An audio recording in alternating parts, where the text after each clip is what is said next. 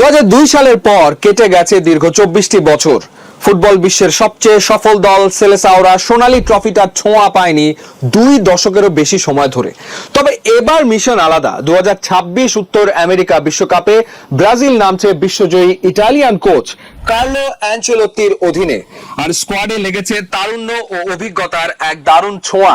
দীর্ঘ চোট কাটিয়ে দলে ফিরেছেন ব্রাজিলের ইতিহাসের সর্বোচ্চ গোলদাতা নেইমার জুনিয়রও। কিন্তু ভিনিসিয়াস, রাফিনা আর নেইমারের ঠাসা এই ব্রাজিল দল কি আসলেই নিখুঁত, নাকি এই স্কোয়াডের ভেতরে লুকিয়ে আছে বড় কোনো দুর্বলতা যা আবারও ডোবাতে পারে সেলেসাওদের?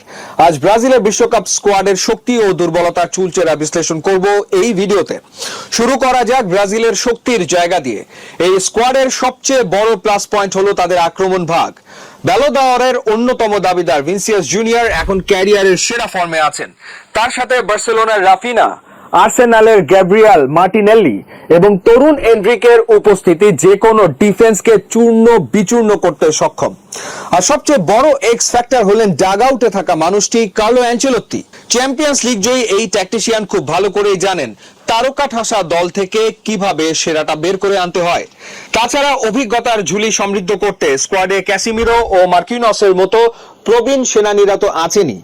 অ্যালিসন এবং এডারসনের মতো পৃথিবীর সেরা 2 গোলকিপার একই দলে থাকা যে কোনো দেশের জন্যই ঈর্ষণীয় ভাগ্য। এই স্কোয়াডের সবচেয়ে আলোচিত বিষয় হলো 34 বছর বয়সী নেইমার জুনিয়রের দলে ফেরা। 2023 সালে এসিএল ইনজুরিতে পড়ার পর অনেকেই ভেবেছিলেন নেইমারের আন্তর্জাতিক ক্যারিয়ার হয়তো শেষ, কিন্তু সব শঙ্কা উড়িয়ে দিয়ে অ্যানচেলোত্তি তাকে স্কোয়াডে রেখেছেন। নেইমারের অন্তর্ভুক্তি ব্রাজিলের জন্য মানসিক এবং কৌশলগত দিক থেকে মস্ত বড় বুস্টার ডোজ। মাঠে নেইমারের উপস্থিতি মানেই প্রতিপক্ষের ওপর বাড়তি চাপ।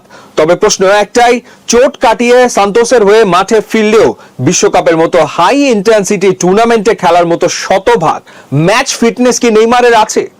আনচেলোত্তি অবশ্য ভরসা রাখছেন তার এই তুরুপের তাসের ওপর। জিলবার্তো সিলভা, কাকা কিংবা রোনালদিনিওর সেই মাঝমাঠের দিন অনেক আগেই ফুরিয়েছে। বর্তমান স্কোয়াডে ব্রুনো গিমারায়েস বা ক্যাসিমিরো রক্ষণাত্মক মিডফিল্ডে দুর্দান্ত হলেও মাঝ মাঠে খেলা নিয়ন্ত্রণ করার মতো বা ক্রিয়েটিভ পাস দেওয়ার মতো প্লে মেকারের বড় অভাব রয়েছে। লুকাস পাকেতার উপর ভরসা করা হলেও তার ফর্ম নিয়ে ধারাবাহিকতার প্রশ্ন থেকেই যায়। নেইমার যদি পুরোপুরি ফিট না থাকেন তবে মাঝমাঠ থেকে আক্রমণ ভাগে বল সাপ্লাই দেওয়ার কাজটা কঠিন হয়ে পড়বে।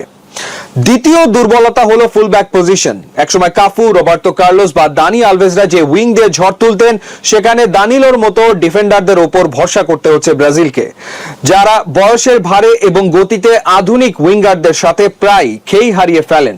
রক্ষণ ভাগে গ্যাব্রিয়েল মাগাহাইস এবং মার্কিনোস বিশ্বমানের হলেও ফুলব্যাকের দুর্বলতা বড় দলগুলোর বিরুদ্ধে চড়া মূল্য দিতে বাধ্য করতে পারে।